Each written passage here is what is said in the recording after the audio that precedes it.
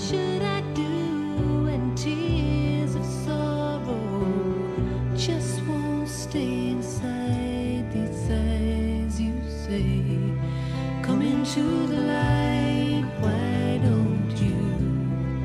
Come into the light, why don't you?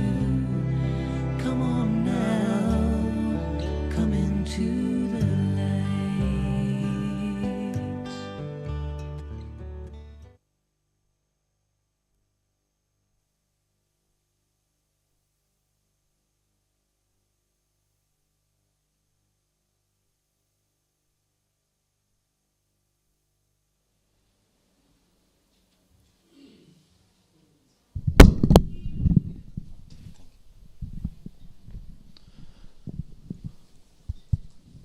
Good morning, Om Shanti. So today is an update on climate change, and we have Brother Golo here. Brother Golo took Gyan in 1994, and he's originally from 84, sorry. Did I say 94? Okay, sorry, 84. Yeah, 94 it was the Gyan Sarovar that was created, and he became a Gyan Sarovar Nivasi. So original, he's from Frankfurt, Germany, and he built solar house. That is the dome up here in Gyan Sarovar, which you must have seen. And that is when the dome in Gyan Sarovar in 1994 that it was created, right? Living here since from the beginning of Gyan Sarovar creation. And he started India Care Trust for the hospital in 1990. And he's now the president of that trust. And he's a Madhuban Nivasi, Gyan Sarovar Nivasi. He's initiated solar department and now is the advisor on the solar to BKs and also initiated India One. So if you would have just gone above the terrace of the kitchen, you must have seen a solar cooker just recently, 3-4 months ago, got inaugurated. So he was overseeing that. He's been with the BK environment from the beginning and has been to all UN climate change conferences since 2009. And he has traveled 75 countries and delivered lectures on solar environment, lifestyle change, spiritual development, etc. Personally, my experience with him is that I have been with him since 1991. I met him in America. He came and lived with us for a few days. So he's a very friendly, very easy to deal with. Sometimes we have little arguments. But other than that, he's a very friendly, very easy to approachable. He's a very forgiving person. And his great inspiration that I've taken personally from him is that every single day in Pandava Bhavan, in History Hall, he sits right in front. He even conducts meditation and very straight right in front he sits. So very inspirational yogi. So over to you, Brother Golo. Om Shanti. Thank you. Om Shanti. As we are so many, why those at the rear, you here in the third floor, why you don't come a little bit front? You can see a little bit better. Also to say that we have online audience as well. Yeah. So everybody's watching you online as well. Good. Along with this audience. Yeah, so thanks very much and welcome to our little presentation and talk. I'll talk today a bit on give you an update on climate conference, what happened, and share a little bit of latest science, also the outcome from the last climate conference, and then I talk a bit what we are doing in the Environment Initiative, and also what we are doing practically in the area of solar energy, what are the latest projects, what's the update, what's the outlook. And then I share a bit what this all means for us BKs, how we should position ourselves and how we should deal with these signs and signals we're getting from nature and from the environment. So let us start first and give you a bit of an update. And you see these three curves. So on the left side, that is CO2, carbon dioxide, is going up since the 80s. Then in the middle is nitrous oxide is also going up, and to the right side is methane gas. These are all driver of temperature rise. These are all climate gases, and they're being emitted through our activities, power generation, driving cars, flying airplanes, having industries and all this. This is causing all these gases to increase in the atmosphere, and they're creating the greenhouse gas effect that slowly the planet heats up. And here you can see a graph, and which is actually going back quite a long time. And you can see that from the 1940s onwards, from the Second World War, the temperature trend was going up and it became warmer and warmer. And when I opened today the Times of India, the newspaper, on the first page was 2024 was the hottest year in India on record. 2024 is globally also the hottest year, but also in India is the hottest year on record. And I was last year in May, I was in New Delhi, and guess it had 52 degrees. It was a heat wave. And I tell you, that was very serious, 52 degrees. In the night, you could not sleep without an air condition. And most of the people in Delhi, they don't have an air condition because it's very costly. So you can imagine, India can actually not tolerate much more temperature rise, because in summer we're already in a range which is very dangerous for us humans. So temperature is going on, and the trend is unbroken also. And here you can see a graph on the, what is it? Oh yeah, this is the rainfall. And you can see that in the last years, the rainfall has increased also dramatically. And you might have heard about this flash flooding and this heavy rainfalls. Did you experience some heavy rainfall in your areas where you live? Suddenly it starts raining. I think in Dubai also last year, it was like suddenly the desert was flooded. And even Dubai got flooded, and many shops got flooded, and they never had that before. Actually, in Dubai, they don't have drainage for the water because they don't have this kind of rains. And suddenly they had this heavy rain, and the water had nowhere to go. So this is also a trend is there, and the droughts is also increasing. And here you see a graph on one side how the sea ice is shrinking. On the left side, it's going down, the sea ice. And on the right side, the graph, you see how the water level, ocean water level is going up. So ice is shrinking, water becomes warmer, it is expanding, and there's more water in the ocean from the ice. And so the seawater level is rising.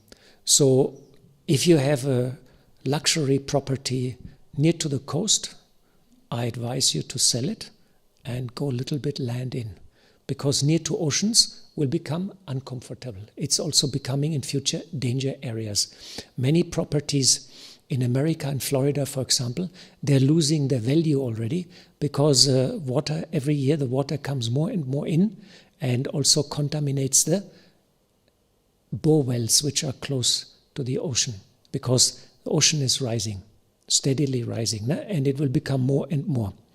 And here you see one last graph. This is about the tipping points in climate. So science a couple of years ago has identified what is actually controlling our climate. And they've identified major systems. And you can see on top this orange, these are the jet streams. And the jet streams are the wind in the upper troposphere. There are about 8 or 10 major jet streams around the world. And these jet streams have changed. They've slowed down. And they start also to meander more. They may become more curvy. And because of that slowdown and more curvy, the weather is not changing. We get a heat wave and it stays for 6 weeks. Or we get a heavy rain and a low pressure system and it stays for 6 weeks. This is why we get this strange extreme weather all over the world. And you see the tipping points. The blue are the ice sheets all around the world. Ice is melting at a high speed. Very dangerous, North Pole and Antarctica, as well as the glacier.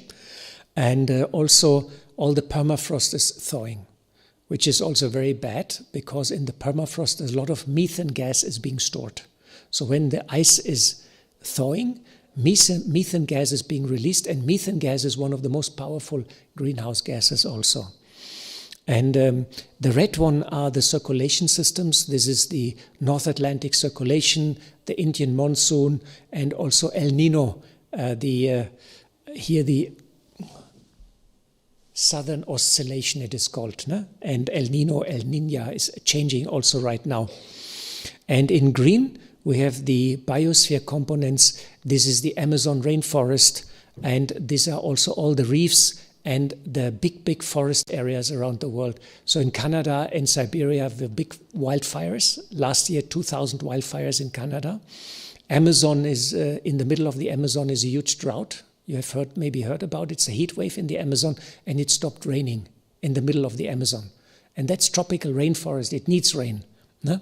So, and the reefs are all also in danger because of the overheating of the oceans. So the world is in a very, very dramatic situation, and these are tipping points. And scientists say suddenly one of the system can tip. You know, it can flip into another direction, and all these tipping points are interconnected. They are, one system influences the other system. So our whole ecosphere is at the brink of collapse, you can say. And scientists are worried because out of 12 tipping points already we crossed 4. You know, and the system is showing massive changes now, and this is all interconnected, affecting each other. And it seems that our climate is now changing on a large scale, and it will become very difficult, if not impossible, to stop it. So what are the effects of climate change, and what is in the future, what we can expect? So one is, you can see rising temperatures. This we all experience already. Heat waves are going up all over the world, but we also have more and worse storms. For example, 3 days ago in Europe was a very serious storm, 2 days ago, and people could not drive with the cars, you know, and they had to stop firework in some capitals because of such heavy winds and storms. We get also more cyclones and hurricanes in the tropics, and there's a very clear sign that the number and intensity of the storms is going up, and accordingly also the damage to houses and properties. No? And then we have more and worse forest fires. That is also quite obvious already since 5 years.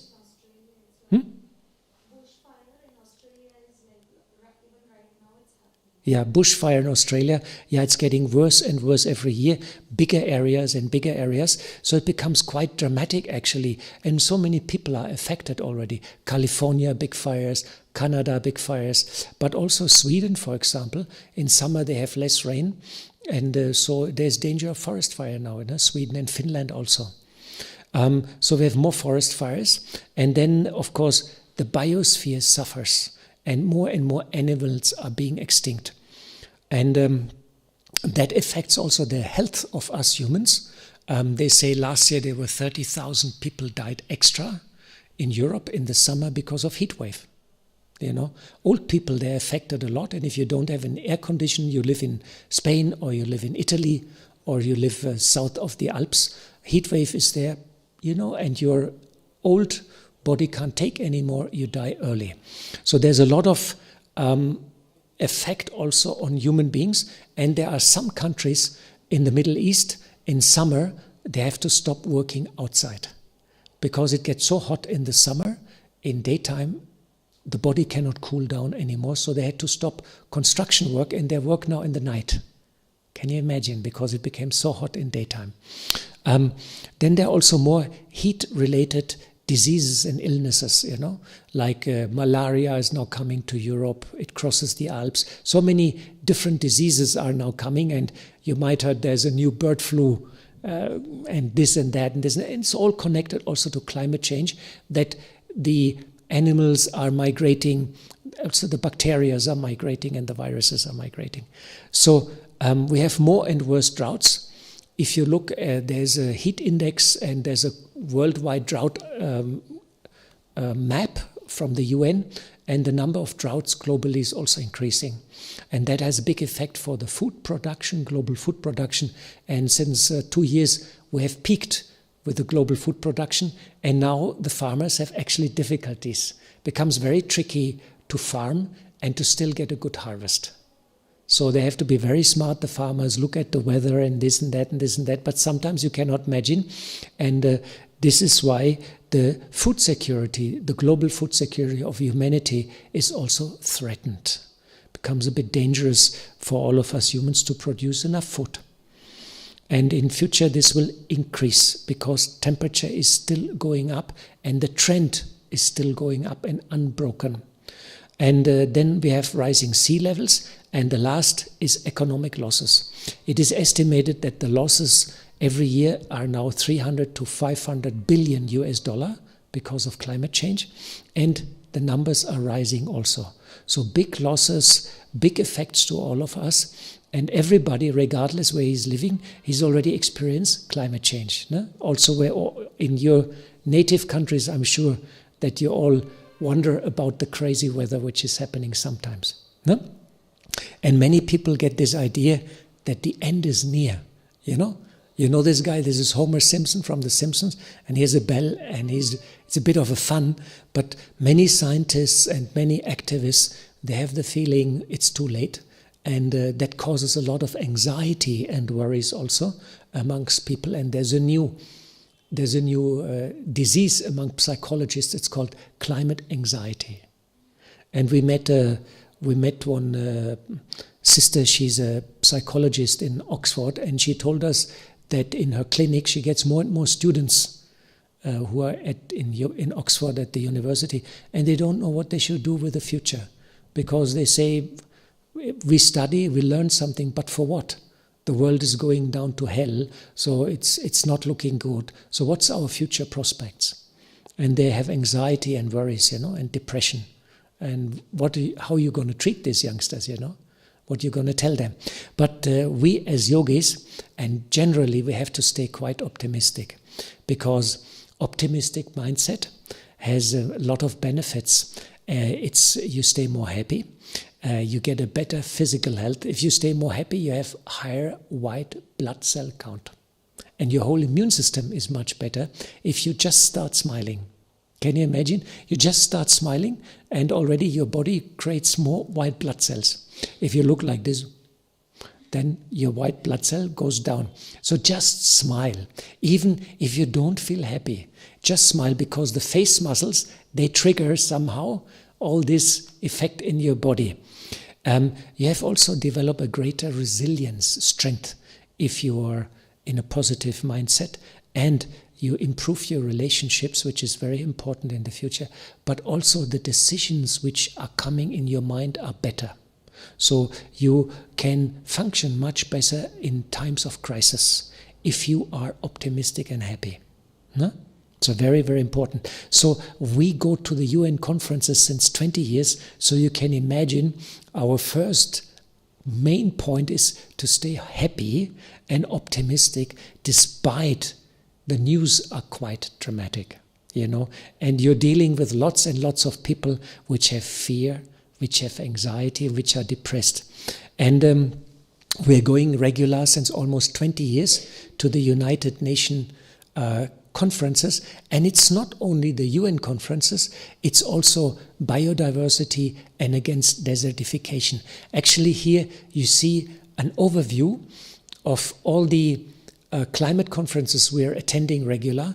There's the UNFCCC, but there's also UNEP, United Nations Environment Programme, and there is the Ocean Conference, then there is water, then there is also on biodiversity, and there is a UN conference against desertification.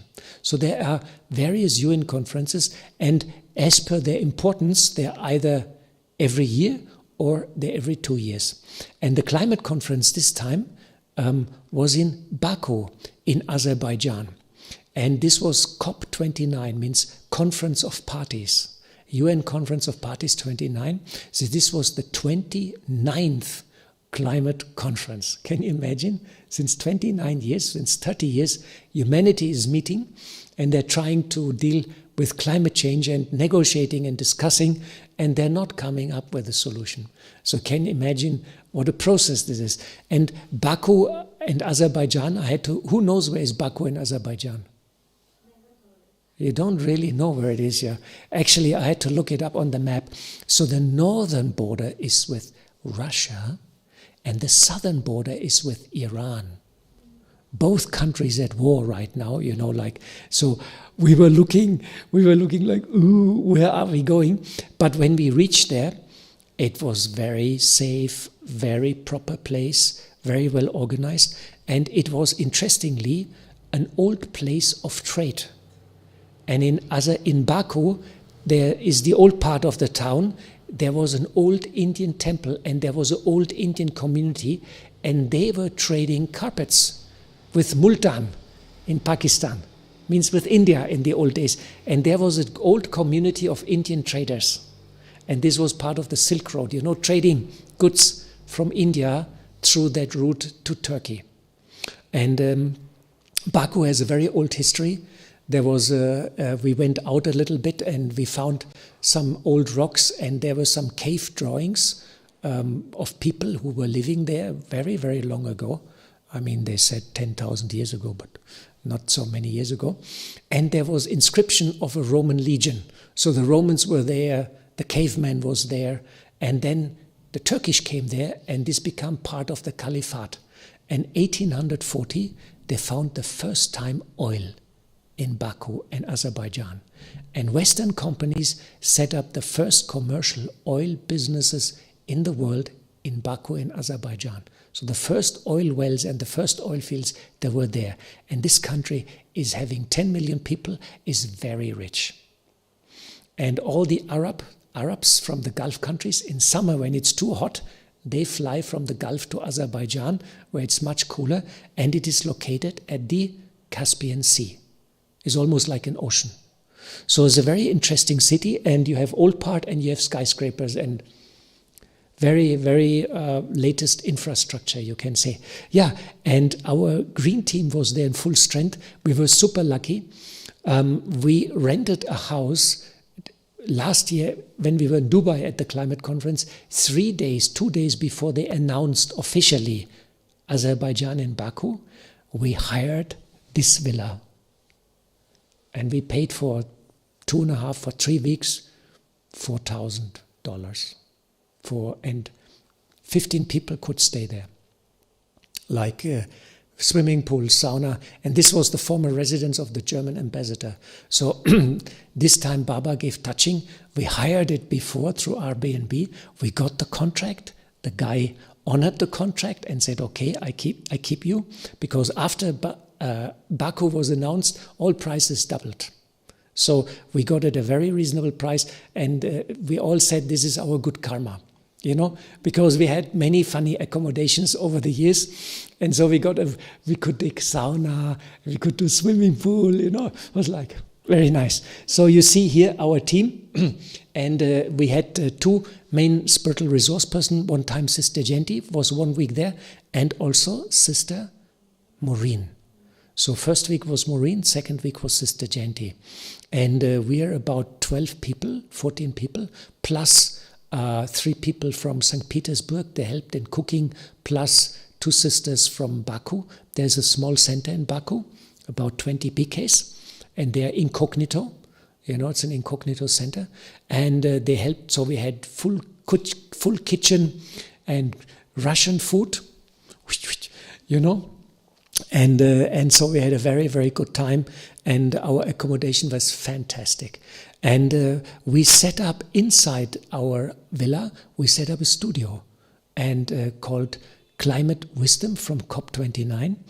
And we had almost every evening 2 interviews with activists, scientists. One guy was a Nobel laureate, with youngsters, YouTube, famous YouTube people, you name it, everybody came to our studio and we interviewed these people.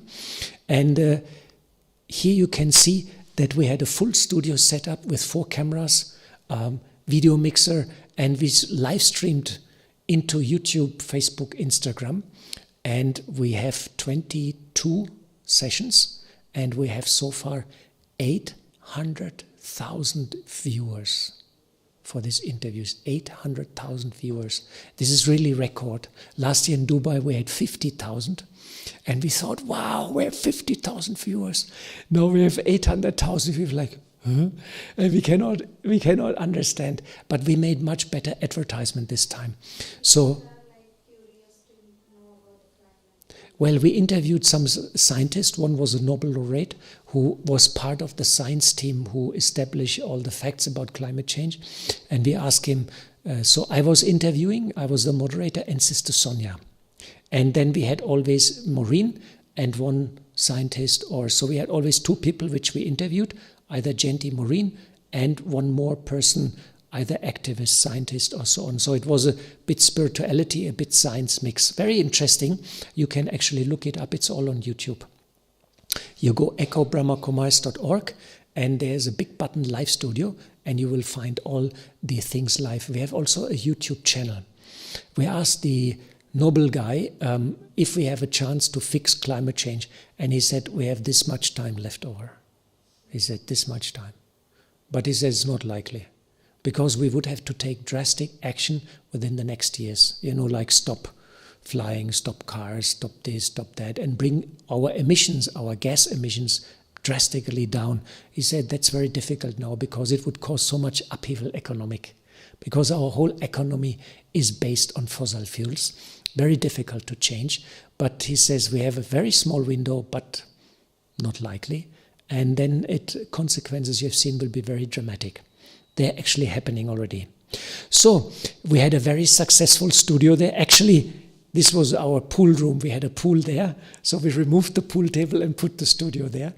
And we had professional lights and mixers and videos and big screens. It was like a full-fledged professional studio. And we brought it all in our suitcases.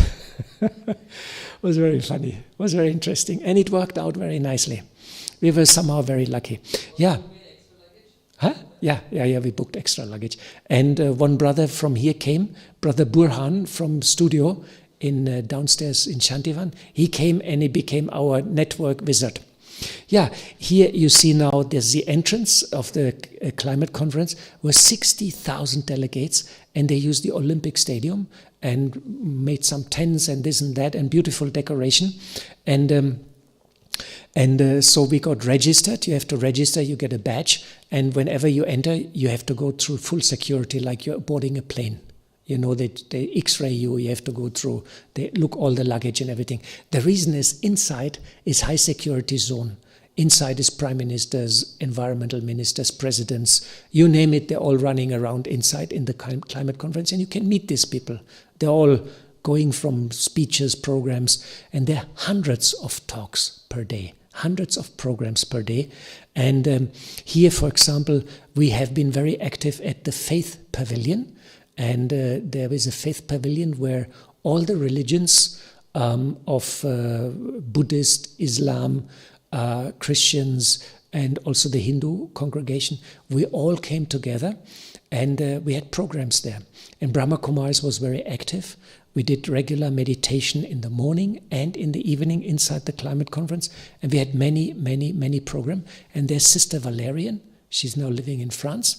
She's our liaison person for the interfaith. She's also 40 years in Gyan, and she's doing since 25 years that interfaith liaison.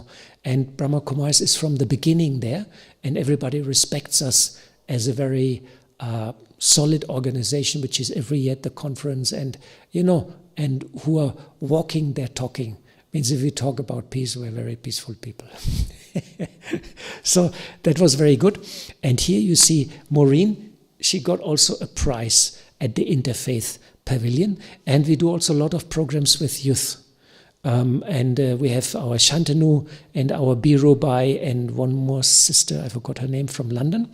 A lot of programs with youth. And there's also Aneta from Poland. She's also part of our team. She's part of the social media group. So we have a social media group which is posting, doing Instagram, Twitter, and all this time. We have a youth group, we have interfaith group, and we promote all our good ideas, what we're doing practically. Here you can see our stand. We had a stand for a week, and this is very prestigious. Imagine if the government makes a stand, maybe the size of this stage, they pay $150,000 rent for 2 weeks. So it's almost $80,000 for the first week. You hire a stand, half the size of the stage. That's the cost. And we got this free. They have a little bit area where you can, for free exhibition for NGOs. So we had our stand, we decorated it very nicely, and we had lots and lots and lots of activities going on, and lots of visitors coming. And we gave them our badges, we had wristbands, with our slogans. And here you can see some of the volunteers. which are from the schools and universities, which are helping at the conference. So we served them. There were maybe 2,000 volunteers at the conference. So we gave them lots of gifts and wristbands and blessing cards, and they liked it. So a lot of service you can do through the stand. People are coming. We also do programs there. We had about more than 50 programs and events inside the climate conference. Imagine there's a blue zone where it's all the government and the big organizations. And the blue zone, there may be 300 stalls. And every stand or stall makes a program. They have chairs, they have a slide projector, and you get headphones, and they make programs every day. So there are 200, 300 programs per day for 2 weeks. So you can imagine. And there's the big plenary hall where 2,000 people can meet, where the prime ministers talk and all these big shots are talking. I actually forgot to put a picture. And here you can see our press conference.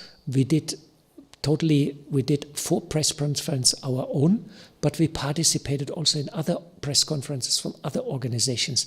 So there are 4 big rooms like this size where you do press conference, and all the time press conference. Everybody can book a press conference, and then you invite other people and you give your press statement. And this is live streamed also into the internet and is still available on YouTube, all the press conferences. So everybody gives the statements, and sometimes before you is the German government or the US government, and they're like foreign ministers and environmental ministers, and they all give their statements there. So it's quite interesting. And we promote our Brahma Kumaris Environment Initiative, and we have 10 ways to change. Walk the talk, eat well, follow your heart, follow your dreams, empower yourself. These are our 10 ways to change. And we try to inspire people to become change makers, peace builders, bridge builders, change makers. We try to inspire people to inner change. We also, this is our brochure, and you get this brochure also, you can download it online, where we explain a little bit what we're doing. We promote also our activities of Brahma Kumaris Environment Initiative, and we have a plastic-free campaign. We have a tree plantation campaign, Kalptaru. We planted more than 2.5 million trees already, and you plant a tree, take a photo, and upload the tree in an app. So it's app-based. And then you have to water the tree and visit it time to time. So the tree is growing, We have also a travel compensation. When you travel, you can put 1% of the travel cost into a special account, and we use it for some tree plantation or green project. And we have also guidelines to the centers. And yesterday, Sister Genti has sent an email to all centers and to in the Rosary. And yesterday, our official guideline for centers has been published. And Sister Genti has sent it on the Rosary. So you might also see it there. And we also have in the Environment Initiative regular newsletters. And if you want to come on the mailing list, we have now 1,000 people in Brahma Kumaris are on the mailing list of the Green Initiative. You can write in, you go on our webpage, echobrahmakumaris.org, and there's an email, contact us, and you can ask to join the mailing list. You will get, I think every 2 months you will get an update what is going on. And there are many programs and projects going on. Yeah, this is our tree plantation program, Kalptaru, and it's a very nice project, and many, many trees have been planted already, and we promote this at the climate conference. We have also another platform called Yogic for Future, and we have collected all the meditation commentaries of Brahma Kumaris, the good ones, about 200. We put them online and put that in a nice format. You can also use it as an app in your mobile, and then you click in the morning, meditation for peace, evening, meditation for good relation, meditation against anxiety, meditation to become an angel. So we have 10 different topics, and you can select a meditation with nice music from Brother David and nice photos. It's a very peaceful thing, and we give this for outsiders at the climate conference to learn meditation and to bring inner change. It's a bit neutral, called Yogic for Future. Huh? And we had also a fabulous reception. More than 150 people came. We hired a hall. And down here you can see our fabulous kitchen team from Moscow. And here also our sister from Baku, and Alex. And I tell you, the Russian kitchen is something for itself. It's quite solid. It's a solid kitchen. So it was very interesting. We had a very good reception also, and people had very nice experiences, meeting the Brahmins, meeting our seniors, and coming out of the stress of the conference. They had no good accommodation, they had no good food, they had to travel every day for 1 or 2 hours to come to the conference. And inside the conference, a lot of noise, a lot of stress. Imagine 60,000 people running around, everywhere exhibition, everywhere programs. It's all like, and everywhere film crews, everywhere cameras, everybody's interviewing everybody, and everything is going online at the same time, It was like a unbelievable. There were 3,000-4,000 people from the media only.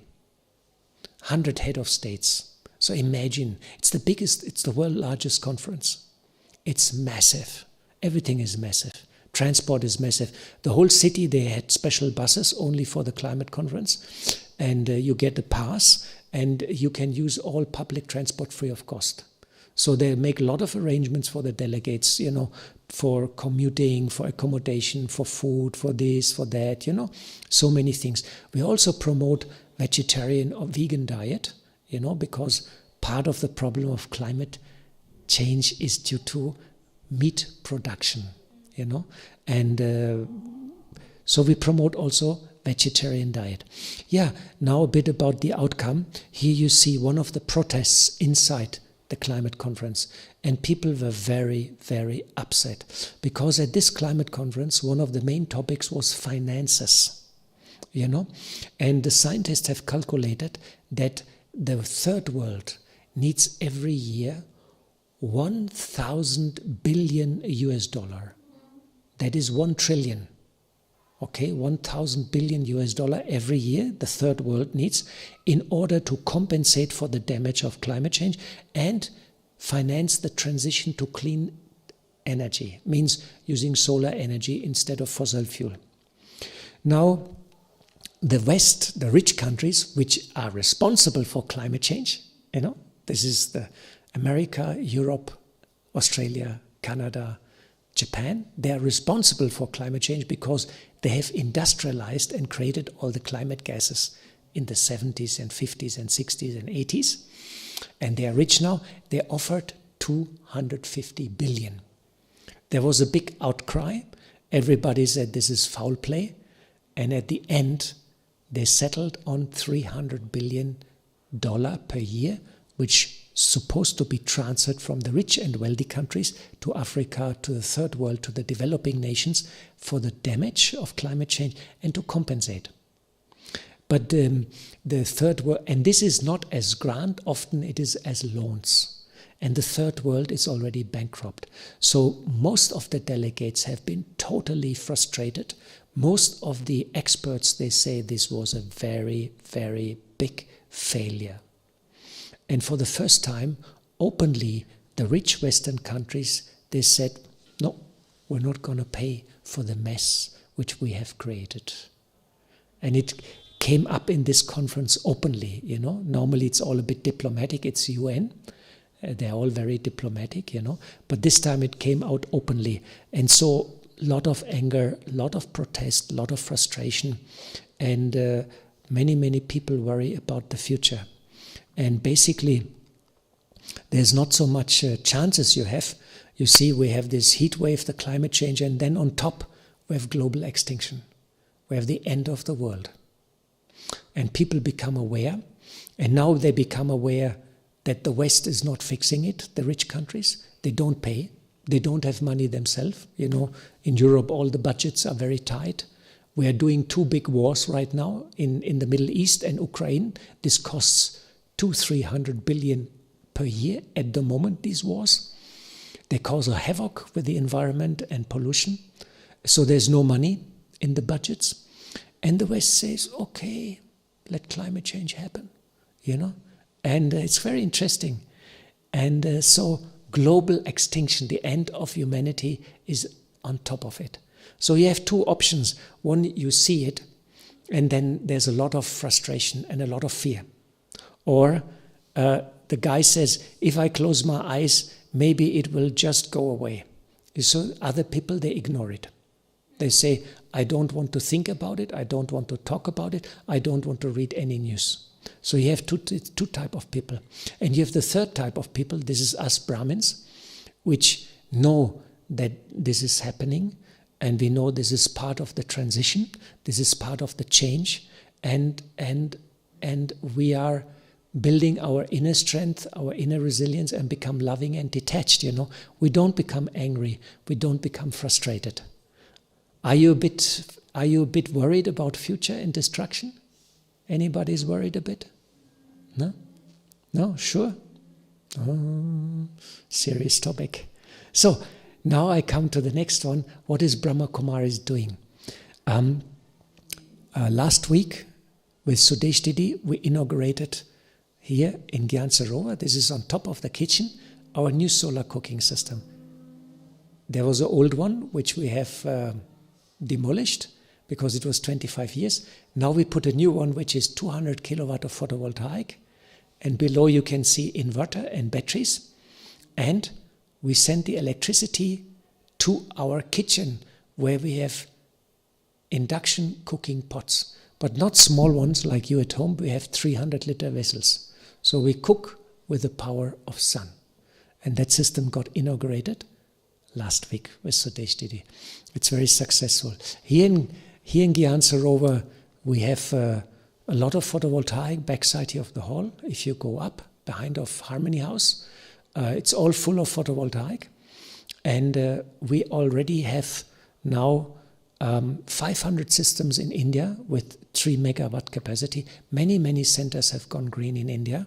And here in Gyan Sarovar, we have 400 kilowatt right now, but we are adding now 200 kilowatt more, and we are planning to take over Gyan Sarovar entirely from solar. So this sound system already runs on solar. And the projector runs on solar, and street light, already we produce 50% of the power from sun, but we are planning now to produce 100% by sun. This is the next project, so send some good wishes that we get sanctioned, because I have to get sanctioned from Yagya. We need paisa, And so a lot of projects are going on. Then in Shantivan, we started solar 25 years ago, and we are a recognized research center, and we do research in many areas of solar technology.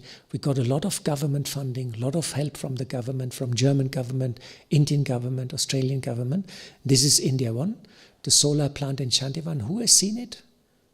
Okay, 1, 2, 3, 4, 5. Okay, you have seen it. Very good. This plant is running very nicely. And we got collaboration. There's a 10 million euro project, $10 million project. We got 7 million from the government funds. Biggest contribution ever we got from government, the Yagya. And we built these big dishes and produce steam, send it to the turbine. And the system is running very nicely. And we added also solar plates here, 1 megawatt, and we added another megawatt now, and we're sending the power now to Shantivan campus. And the project runs very nicely. It's really a highlight. So many people are coming and visiting these projects. Recently, we also built a biogas plant. This is also got inaugurated 4 months ago. So, in India, we have the waste problem, a lot of waste problem. Actually too much of waste, and they all mix it and throw it, and it becomes very difficult. So now we start in India segregation in Shantivan. We have the organic waste, we have the paper, we have plastic, we have glass, we have metal. We all made separate. Then the organic waste comes here and goes into the digester, which is the big balloon, and there it ferments. And then we get biogas, methane gas. We run a generator for 8 hours, 50 kilowatt generator for 8 hours. We have fermented sludge, which we use as fertilizer. And we sell the paper, the glass and the metal, and the plastic, we sell it, and we make money out of our waste. And this started in Shantivan, and now we will try also to connect Gyan Sarovar and also Pandav Bhavan to that system. And this is the future. This is an example project. Very few are doing this. Very, very few organizations are doing this. So we are very busy with solar projects and activities. There's much, much more going on, but time is short, so I can't tell you anything. And this project we also promote and propagate at the UN climate conferences. So Brahma Kumaris is, everybody says, Brahma Kumaris is a good organization because they have all this solar, they're doing all these projects, because most of the other organizations don't do that kind of activities. So we have tree plantation, we have yogic farming, which you might have heard. And so all these kind of things are there. And so we have a very good reputation now, and people say that Brahma Kumaris, whatever they preach, they're doing it practically. So it gives a good reputation to us. And so now you've seen we have all these technologies, funds are available, and it's the need of the time. So what stops us? What stops us? We lost connection to our inner goodness and to ethics and values. We got disconnected from divinity, you can say. So we have to heal our heart. And when we heal our heart, our feelings and emotions, our inner world, then we can heal the world. So that's also our motto at the climate conference. We say, change yourself and then change the world. And slowly, interestingly, people are listening to us and listening to what we are saying. And I would like to share with you about Daddy Janki. Our good Daddy, big source of inspiration, and many of you might have met her. Majority might have met her, I guess, Daddy Janki. And she all explained, become strong, become powerful. And she one time explained to me about karma. She said, even if you want to change and do the good, it's not happening immediately. Because she said there are 3 signs of karma.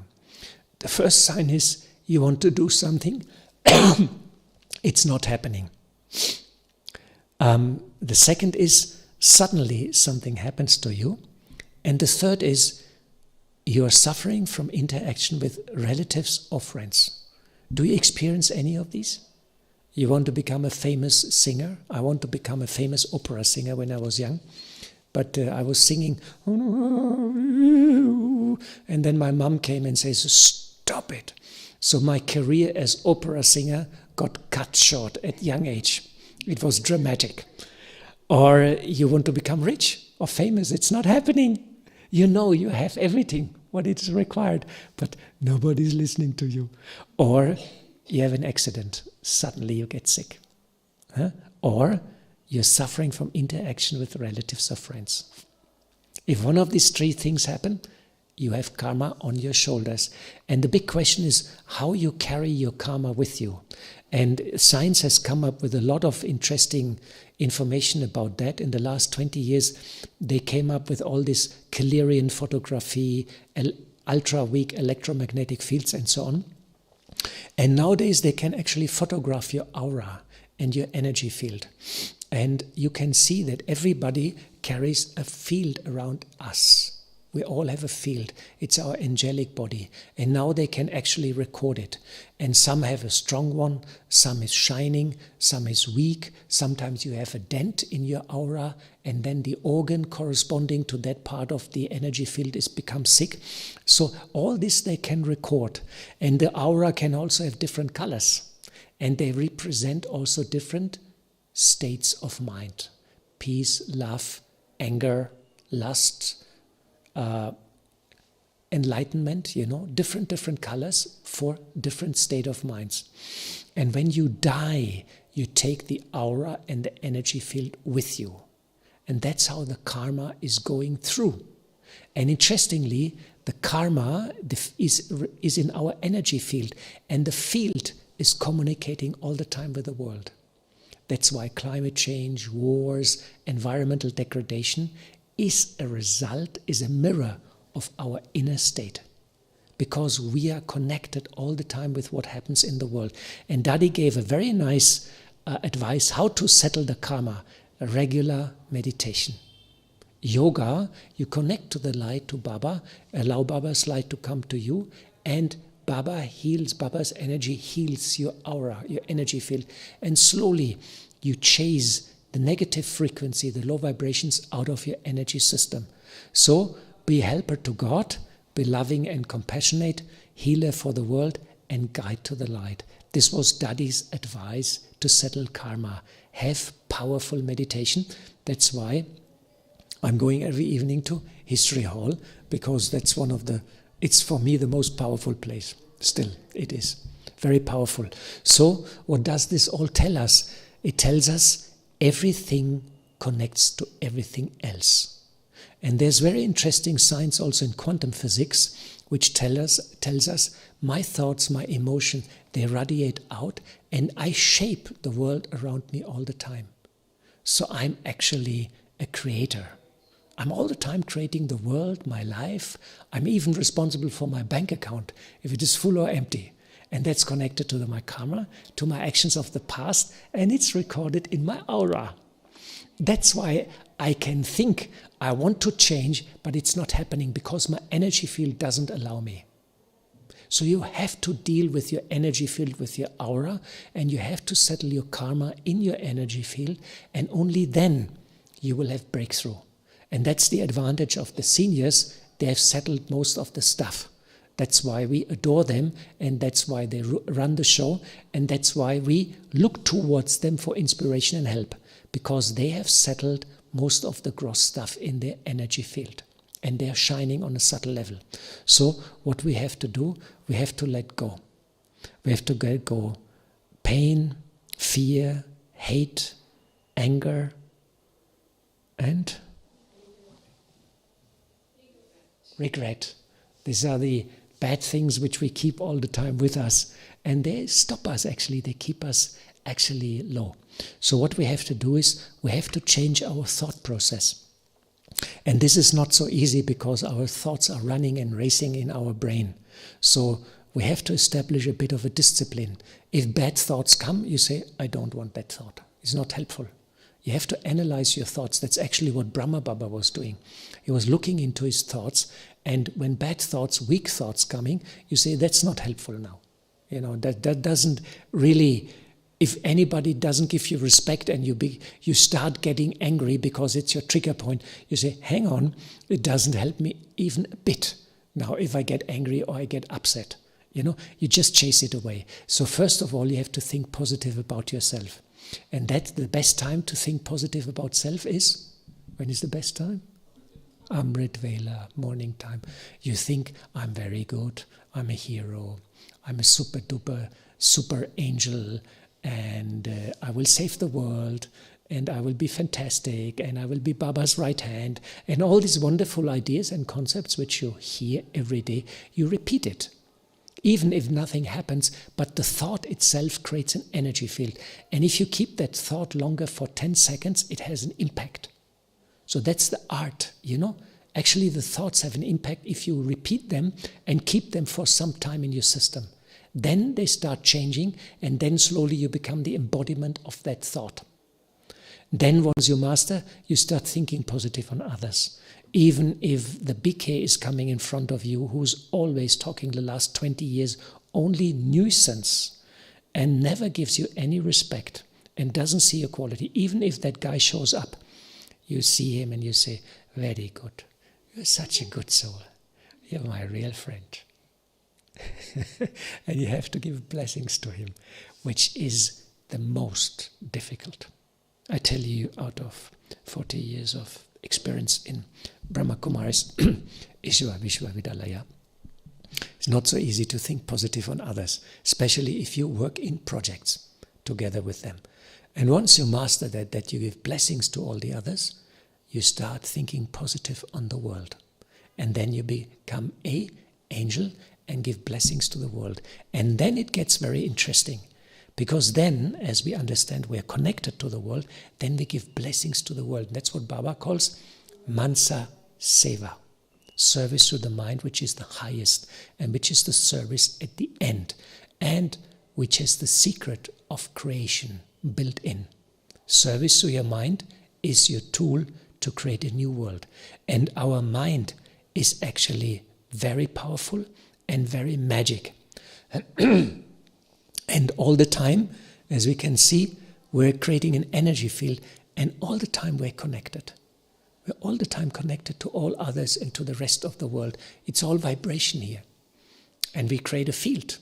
Positive, loving, beautiful colors, or very negative, very angry, very dark colors, red, like that, you know. So a lot of energy is around us. That's why Baba tells us, be careful with the food, and be careful with the company, and be careful with the place where you go, because this all vibrational affects us. I want to show you a project where we work practically with vibration. You know that? Sustainable yogic farming? Yogic farming, you know? Okay. We have a farm in Shantivan, in Tapovan, but right now we're identifying 80 farms in India where we apply yogic farming. And the idea is that you give blessings to the carrots, for example. And you tell to the carrot in the morning, carrot, you will grow very good. Carrot, no bug will come and eat you. Carrot, you will be very, very, very tasty and yummy. And you will grow also with less water. You tell this to the carrot. And the carrot will say, Hanji, master, because soul is the master of matter. And carrot will say, okay, I will follow what you ever say. I will grow with less water, I will be very tasty, and everything will be all right. And here you see the carrot's chemical, you know, means the normal one, then the one yogic farming, and the organic. The yogis are the biggest, the most tasty, and now it gets very interesting. They have the highest nutritional value. We got the carrots analyzed in the laboratory. They have the highest vitamins and so on and so on. Isn't that interesting? There was slide for that? Pardon? There was slide for that? No, but you can go on the webpage of yogic farming, and there you will find all. You have to Google yogic farming. They have a webpage. Here is the webpage. See? You go on this webpage, yogiketi.org. It's in English and Hindi, and you will find all reports and everything is there. So here you see the yogic farming with wheat. And you see without meditation and with meditation. You see the difference? With meditation and without meditation. It's much, much thicker, much more in meditation. So Indian government is interested, and now they want to do yogic farming with Brahma Kumaris for the farmers in India. Yes? It's part of the research. Pardon? Is this included in some kind of research? Yes, yes. You go to the webpage, and we worked with the Agriculture University in Gujarat for 5-6 years, and they accompanied the project, and we had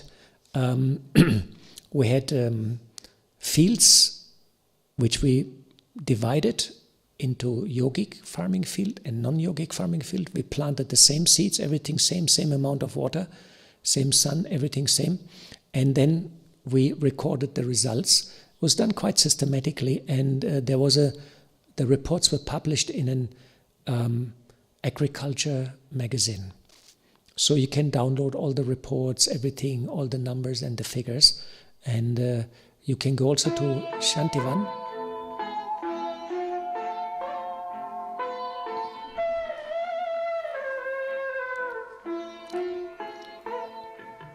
Shiv पिता को अब याद करो, मुक्ति धाम तुम्हें जाना है।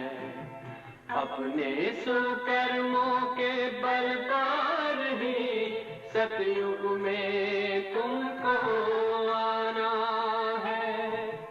शिव पिता को अब याद करो।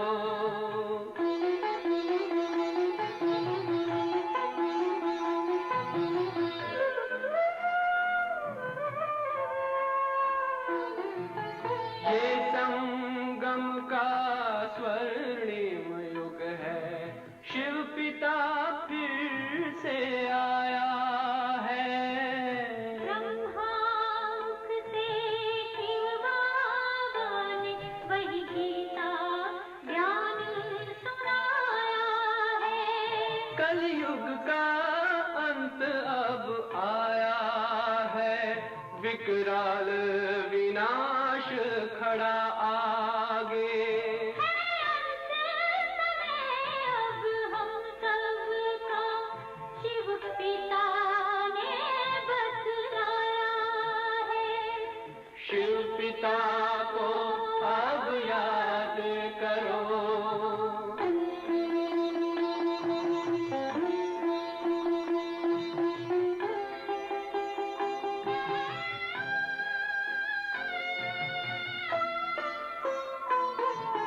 पांडव शिव शक्ति सेना की रणभेरी अब फिर बजती है।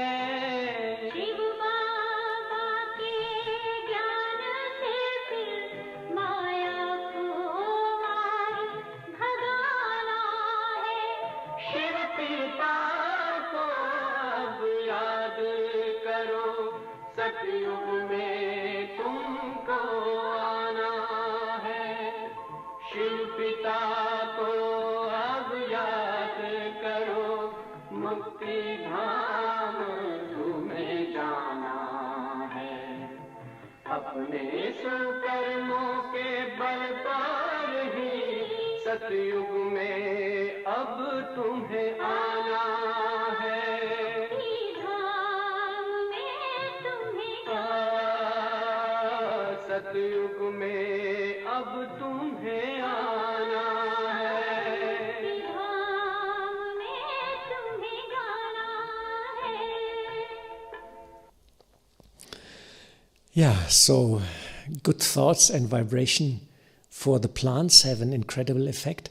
And this, at the end of the day, what I wanted to say, you can go down to Tapovan, and there where's our Baba's farm, you will find all the experts for the yogic farming, and they can explain you on the research and what has been found and all this.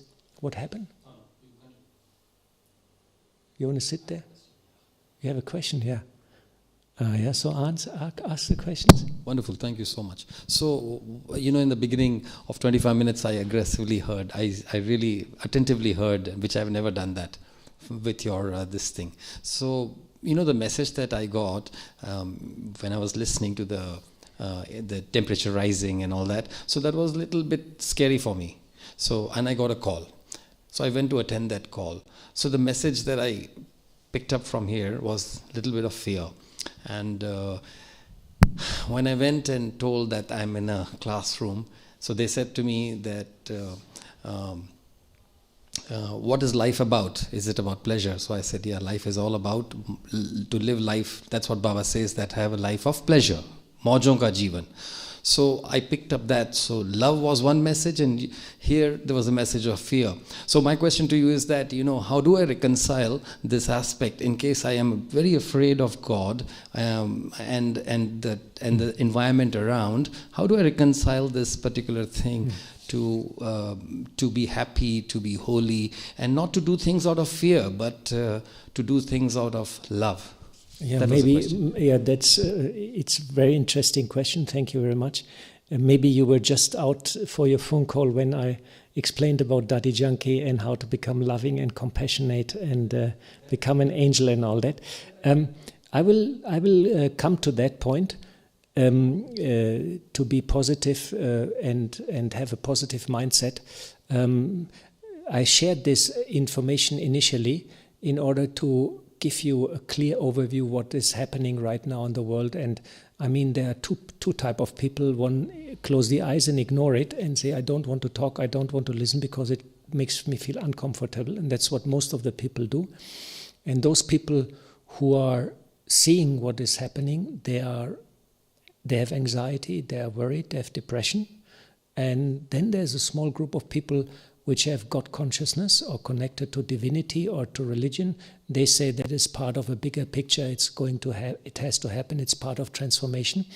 And they're not worried and they have no fear. So you have this three type of people. So if you see the big picture and you see what is happening right now in the world is part of the big drama plan, this takes a lot of fear and anxiety out of your system already. Of course, one has personal attachments to the world, to the friends, and to nature, and to see things being destroyed which one loves is not an easy thing. You have to be very good yoga, and you have to make the lesson of being detached and loving very powerful, and that's not coming overnight. You have to make spiritual efforts for that.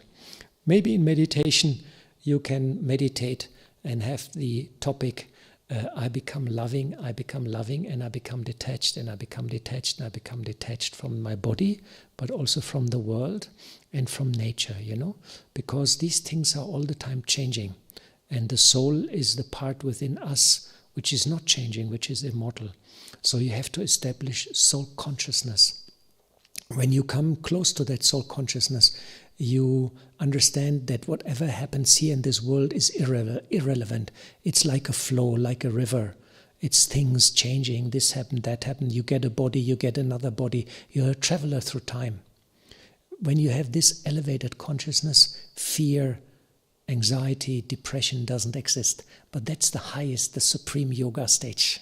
We're all on a journey, we're all number-wise to reach there, And that's why seniors are so helpful, because most of them have mastered that, and they're already in this higher elevated consciousness, and they see the drama, You see the drama, what's going on and what's happening. They become loving and detached observer. They say, okay. So what the yogic farming tells us, that our thoughts create reality. So what does it mean? We are all the time creators. And this is a very powerful message, because many people think, oh, what can I do? What can I do? I'm just this little person, and there's this big world and this big climate change, and this destruction is happening. The animals disappear, the climate gets out of control, war everywhere, economic crisis. Wherever I look, there's disaster. So what can I do? But actually, we're change makers and we're creators. And we have the energy field around us, and the energy field communicates with all the other energy fields, and it communicates with nature also. So all the time we're connected. If you meditate and you go in the higher stage in subtle realm, you feel the vibration, and the vibration reaches out, and within the field of vibration you touch other vibrations, other entities, and there's God, the highest vibration. So you allow this wonderful, beautiful vibration to come to you, and heal your own vibration. Take that powerful vibration and then share it, become a lighthouse, and help God in the task of purification of tamo pratan nature. And this is the process where we actually create the new world, and we have to imagine this world in our mind. And today was a very interesting book message in Pandav Bhavan. And Shashiben went in trance and she came back. Baba said, now the time is coming where more and more you will get visions of the future. And visions when you are sitting with the deities in paradise. How will be the court in Satyuga? How will be your deity body? How will your relation?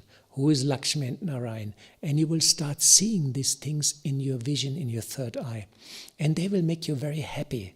And you will be more and more attached to Satyuga, and less attached. You will be detached from this old dying world.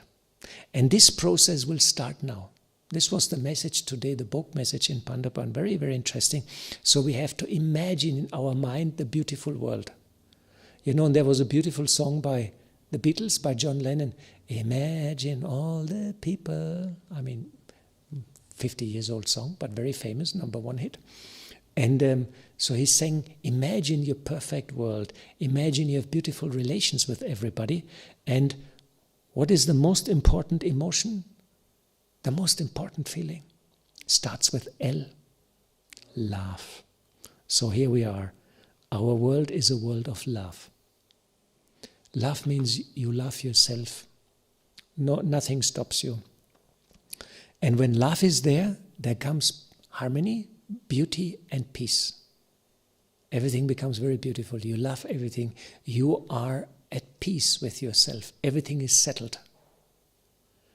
And then comes perfection, purity, bliss, prosperity, happiness. It's timeless and it's justice. A lot of people are suffering right now because the world is so unjust. At the climate conference also, the third world is crying. They say, we are not responsible for climate change. It's not our rubbish in the atmosphere, but we are suffering most. You know, where is the justice in that? You know, there is no justice in that. It's unjust. It's karma, which is coming up and which is being settled right now. All the impure vibrations which are everywhere, they're all coming up now. They all become visible, and everything has to be transformed. And who are the people who's supposed to do the job, the transformation? Huh? Me, I, you. We all should do this transformation. So it's quite a fantastic job actually. When I was a young boy, very, very small, I thought, I will do something fantastic for the world, something gigantic, really fantastic. I will become a superhero. I mean, I was a small boy. Then I became older and reality of life sort of came over me. I had to go to school and then, you know, do this, do that, do this, do that. And all my very high-fly ideas got cut down and cut down and cut down. And after high school, I learned carpentry. And then I said, okay, at least I should become a good carpenter. You know, from becoming a world hero and helper down to become a good carpenter. That much I reduced my vision on myself because of the life, you know, because of things going on. You grow up in a Tamopradhan society, no? And then you come in contact with Baba, and Baba says, hello, you become a world hero. You can become an angel, you know, and you can help me in creating a new world. I mean, this is the biggest Hollywood, Bollywood action drama you can ever imagine playing part in that. And Baba said, you are hero actors, you are the main actors. Can you imagine? Actually, we should be super enthusiastic throughout the day, but we are forgetting, you know, and we are getting caught up in our day-to-day things. You know, you're leaving soon, going back to your home place. Don't forget to pick up some tolis and go to Baba room before, and then Baba's rock tonight, very important. And then you go to David, take some printouts, and you don't forget this. And then when you go back, you have already a list of things you have to do. Who has a list of things at home, what he has to do? Everybody, see, all hands are going up. Everybody has a list. You know, and what you do when you create that thought, you create an energy field, what you have to do in a couple of days, and you create it. And that's how time is ticking. Because we still plan the future. You know, I have to go back, then kitchen, shopping. Yeah? You have to do shopping. No? Fridge will be empty. No? You have to do, yeah, see, here we are. You have to do shopping, the fridge is empty. So you already think, okay, when I come back, I take the car, I go to the supermarket and I buy this. And there are some very good offers. I have to buy a little bit more, I should get some stocks. And the Baba picture I will put there. Then I have to go to the center, distribute the tolis. So we are planning our future. And by doing so, we create the future and we cement it. And that's why the transformation takes time. Because our thought process and our imagination is not there. You know, it's not in the paradise. So we're coming to the end of this talk. And I will do a meditation with you now, because it's also announced that it's journey to paradise. So let us travel to paradise. And can we have a bit of... you have no questions? Huh? No. No, ask. If it's not such a lot... No. You have no question. Yeah, no, you just ask. I will repeat the question. Leave it. No, because Baba said like the transformation is going to happen with three things. It's like 5 elements of nature. Yeah. Transformation is happening with three things. Yeah, so Baba like said the transformation would happen with three things. It's like 5 elements of nature and civil war, and then the nuclear atomic bomb. right? Yeah. So how this all three things will fall into place with like, I'm just, thinking, visualizing how it will happen. I was just, I had the scary stuff in the beginning, with the climate change. And then I said, be positive, have a positive mindset. And now you come up again with a scary question, just before we travel to paradise. Baba has made predictions, and it's quite interesting. Today I opened the newspaper and there was a pamphlet inside the newspaper which they distributed. They have put it in all the newspapers. It was Times of India. So I opened it, there was a paper inside, I took it, it's written, this old Kali Yuga will end and there will be all prophets agree there will be devastation and famine and earthquakes and the Kali Yuga will be smashed into pieces and now you develop God consciousness, otherwise you will never see the light and blah, blah, blah. The whole pamphlet was like this. And I thought, wow, this is like Gyan, And at the end I found out it's a guy who was, and it's written now, in all the scripture, it was described, it was like almost Gyan. So it was a guy who became, an Indian guy who became Christian influenced and then became a missionary, but then went back to Hinduism, and he believes that God, Krishna has incarnated him. He died in the 80s. He runs an ashram in South India. And it was like total Gyan in the newspaper. And I thought that's quite bold because it was a bit scary also. So Baba has also given prediction about the transformation. So as the karma has to be settled and not all the souls are on the same page, it will be quite a dynamic transformation. And Baba said there will be different chapters and different elements in this transformational process. One will be nature, and nature will have showing its fearsome side, earthquakes, tidal waves, tsunamis, droughts, heat waves, and so on. And you can see it already, it's happening, Luckily, so far we manage, we have air conditioned or we live in places which still have a moderate climate, but it's happening already. Fires, droughts, tsunamis, you open the newspaper, it's already there. Next will be wars. And you look in the world, the tension is increasing. We have so many wars and proxy wars going on, 2 major wars already, and they are very dangerous and they can flare up into the next world war. And there are some predictions which hint that 25, 26 can be very dramatic, And so we can see that one side is nature, one side is humans caused activity. We see the economy is in big problem. Everywhere now the budgets of the governments are in minus. Everywhere unemployment is going up. AI is coming up, artificial intelligence is another big threat. And people say, the founder of AI just I read an article from him, he says AI will create destruction of humans. It will wipe us out. We all lose jobs. It's already more intelligence than us, so why we need humans? We vote AI as the next prime minister. They actually said they should make God as AI, and he will help us. That's what they do. AI will become a party. Politicians, it will take decisions. You are calling a call center. You don't know if it's a human or an AI. And AI has passed also the Turing test. Turing test means if you talk to an AI, you will be not able to distinguish if it's AI or human. AI is so good. You ask questions to AI, the voice is perfect, modulated, and the answers are perfect, and you don't know you're talking to a human or AI. So they put AI in medicine, AI in psychology, AI in call centers, AI in companies, more and more they will take over. AI in Brahma Kumaris. So AI is there, and there are so many threats. Viruses, bacteria, now the bird flu is mutating again and all these kind of things. So there's a lot of stuff in the pipeline, and the transformation will be violent. It will be dynamic, and it will be catastrophic and fast. And you have to overcome fear of death, and you have to become soul conscious. You have to become God conscious, and you have to become conscious of the drama and the time. then all fear will go. And you see, this is the flow of time.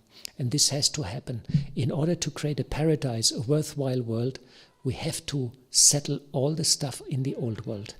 And the old world has to be sort of, when you plow a field, when you sow a new crop in the field, you actually plow the field, to turn over everything and mix the soil and loosen it nicely up. So now the soil is being plowed and loosened up nicely. And that's what's happening in the world, and nothing to be feared about it. Nothing to be feared. Go to Baba, sit with Baba. The more you become an angel, the more the fear will vanish. The more you make the experience of being a soul bodiless, the more an angel bodiless, the more about vibration, how everything is interconnected. Suddenly it makes click and you say, oh wow, I'm this energy, I'm this love, I'm this compassion, I'm a soul, I'm an immortal being of light. And this body is actually one small body there, which I had so many, many bodies, and I've gone on this world through space and time in a big circle. But that's not really me. It's just the world drama where I play a role. Once you have the experience and the consciousness, everything will change. All fear will flip into love and compassion and joy. And and you will understand you came out of the prison and you're actually now liberated. And there is unlimited freedom, unlimited peace. That's the subtle realm. And Baba says to us, children, come, come up. Baba says he's calling us. Since 80 years, 90 years, I don't know. Since how long is the Yakya now? 27, yeah, almost 90 years now. Yeah, almost 90 years now. Baba's calling. He must be very patient. And Brahma Baba, I sometimes wonder, how patient Brahma Baba must be. I mean, he's now 50 years avyakt or something. And he's there and he's seeing and watching the show of the children. It's very interesting. No? Okay, let's make a meditation before the music is there. So can we have a little bit red light? Tora lal light? Light? Okay. No lal light? Oh, babre. Koi nahi hai. Ayya, okay. Because there's a very uncomfortable light. But okay. So let's relax a little bit. And breathe deeply and remove all fear from the system. And just become a point of light in the middle of a void and connect to Baba. Baba, I am your child. And now I heard so much about climate change and destruction, loss of animals. Everything is going to change. What I'm going to do? Baba says, child, come up. You are an angel. You have a body of light. I am a light. I am a soul. My body is down there, and I had many, many, many, many bodies, many incarnations. And I had a long journey on this planet Earth. Now, planet Earth has become very old and also a bit shabby. It's time to create a new, wonderful universe, a new solar system, a new sun, a new moon, because this is all the decoration on my journey. I'm visualizing to hold the planet in my hands. I'm giving drishti to the earth, to the stars, to the air, to the water, to the earth. I'm filling all the elements with light. Everything is becoming light.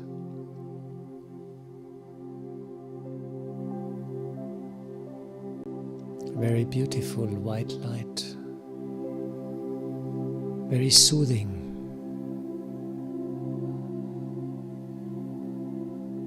I'm visualizing a beautiful planet. Blue sky, blue waters, beautiful lush green forests and meadows, beautiful rivers, very peaceful, sweet animals, birds singing, and there's a beautiful palace. I am there at this palace. There's the court of Indra, Lakshmi Narayan, many deities. Everything is so wonderful, so beautiful. It's my future. The time, the life I was always looking towards is happening in front of me.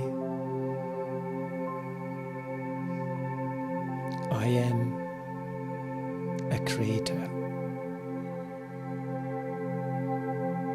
I am the master of matter. I am the master of time.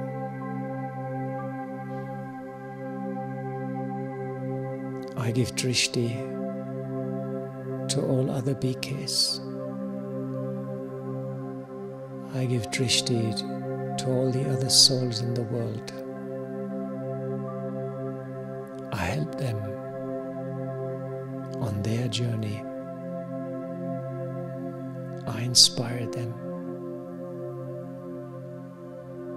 But I am detached. I am free. I am the master of my life. I am an angel.